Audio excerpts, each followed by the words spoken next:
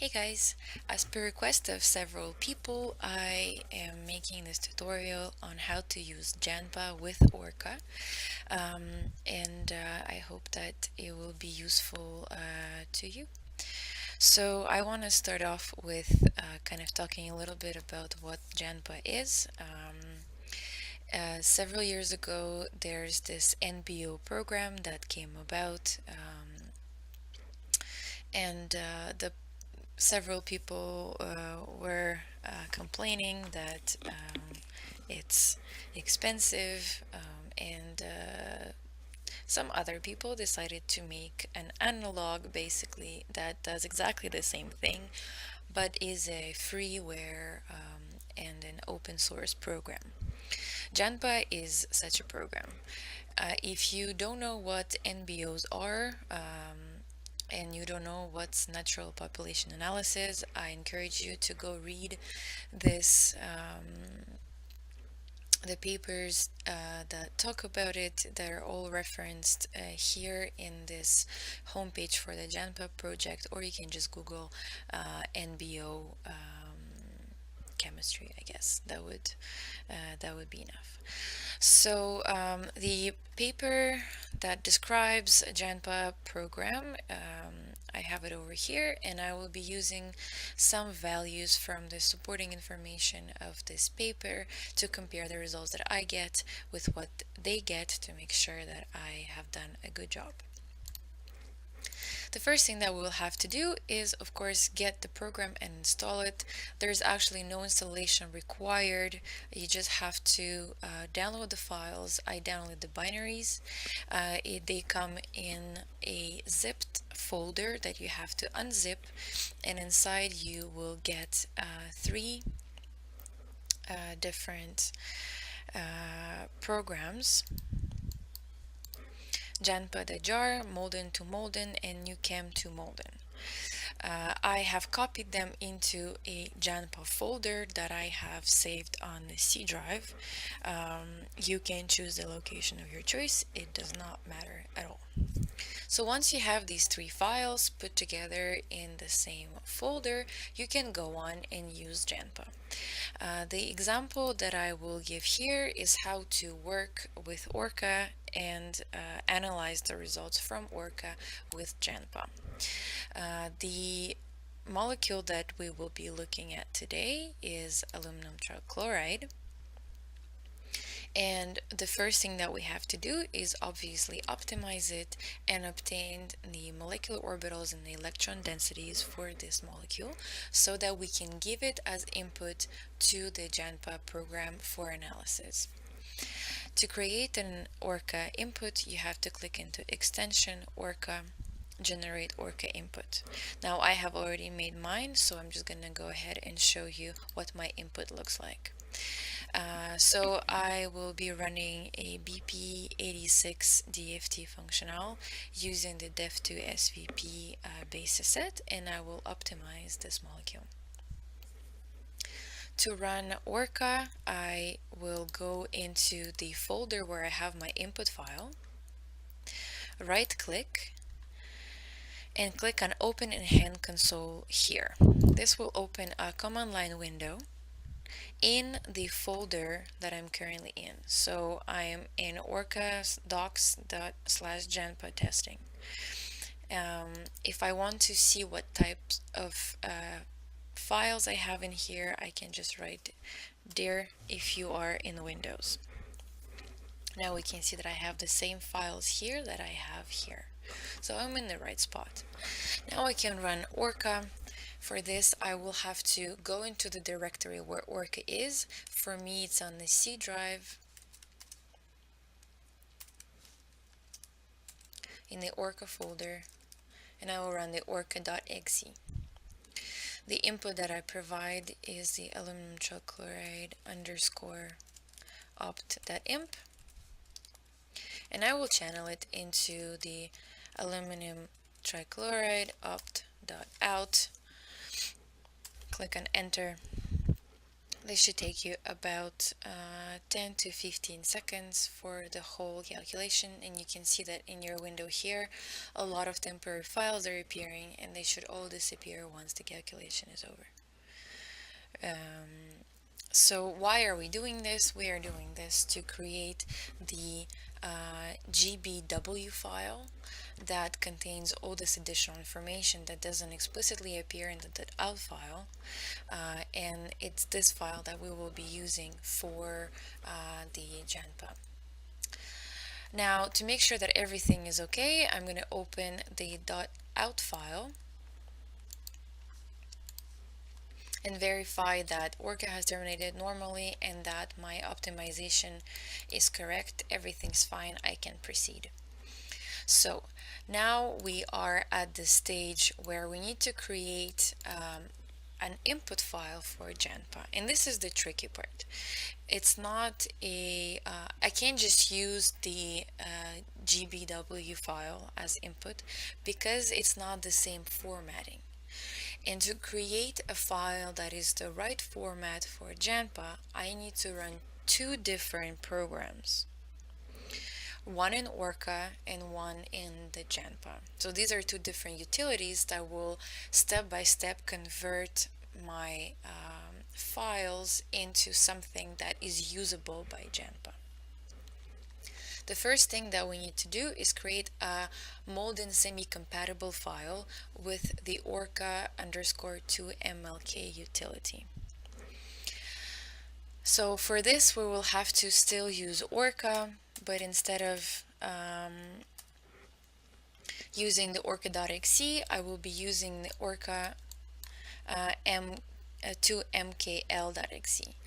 I will give only the name of the file without the extension to this utility, and I will give the -molden keyword so that it creates the file that I need. When you have written this out, you can press an enter, and if you open the directory where you have all of your stuff for this calculation, you will see this new file appearing. The extension will be .molden.input. Okay, so this is the MOLDEN semi-compatible file created by Orca. But this is not over yet. We have to do one more step so that we are able to have an input for janpa. This time we will need to use that .molden.input file and process it with this molden to molden utility in the janpa package. So this is a fairly long line. I will not explain in details what everything does, except for the -I, which is for the input, and the -O, which is for the output. Everything else you just have to copy paste it and go ahead and plug it in your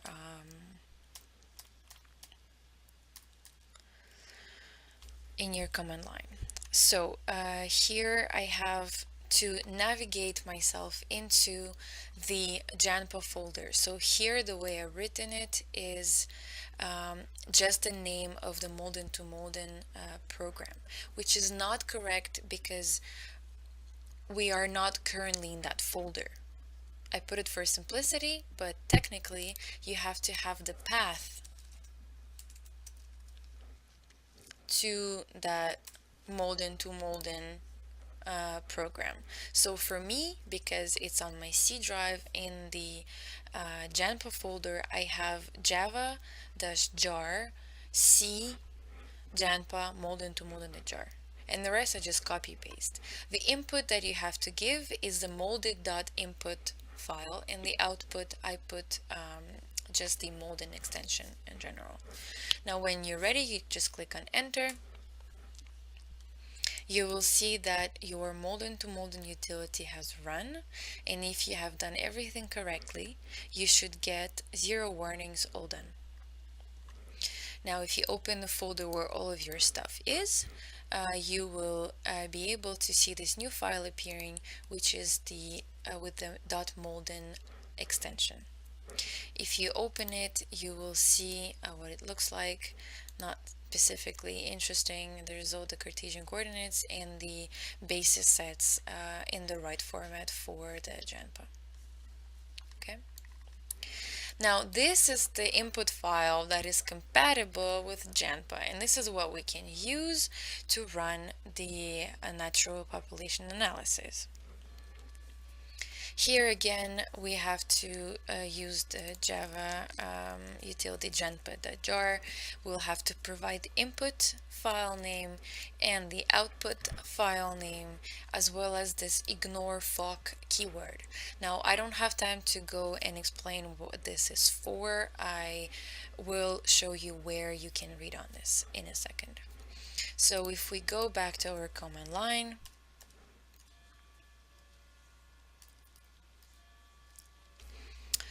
here we have java-jar. We use the janpa.jar utility. You give the mold.molden input file, ignorefock, and you channel into the .janpa output file. Click on enter. It should be fairly simple and very quick. And now we can open the .janpa output file and go through the results. So the first section after the parameters that we have really not touched on yet, just because this is a very introductory tutorial, I don't want to overwhelm you with too much detail. Here, after the first 3 stars, we have the different checks to make sure that your input is compatible and everything is correct. The explanation as to what these numbers should be is explained here. There you go. In the janpa program, you scroll here after the how to run program, you will get understanding the output, and here in detail they really explain what to look for to see if there are errors or that your input is not okay. Alright, so I'm gonna skip all of this because too much info, but I really suggest that you do pay attention to it. It's very important. Otherwise, your numbers are probably gonna be garbage. Now, I'm not gonna scroll all the way to the bottom where I actually get the final results, and what I will be comparing is the natural population analysis charge of my atoms versus what they have posted in their supplementary information for the same molecule. So for aluminum trichloride, they got 1.49 for aluminium and negative 0.5 for chlorines. So let's check what we get. In our calculation, I get 1.35 for aluminium and negative 0.45 for the chlorines. So they are a bit off, but I do keep in mind that my basis set and DFT were not the same thing as they used. They used B3 lip and 6-31G star basis set. Now the obvious question is, well, why didn't I use the same basis set? The answer is if you go into the Orca, janpa with Orca, and read the introductory notes, which I think are very important for you to read. The authors strongly suggest not to use Popel basis sets, which are all the 6-31 whatever, with Orca specifically because of the way the basis set are normalized. So this is why I haven't used it. If you really need to, please read carefully their explanation and make sure that you know how to work around that limitation. Alright, so this is it for how to run janpa for Orca.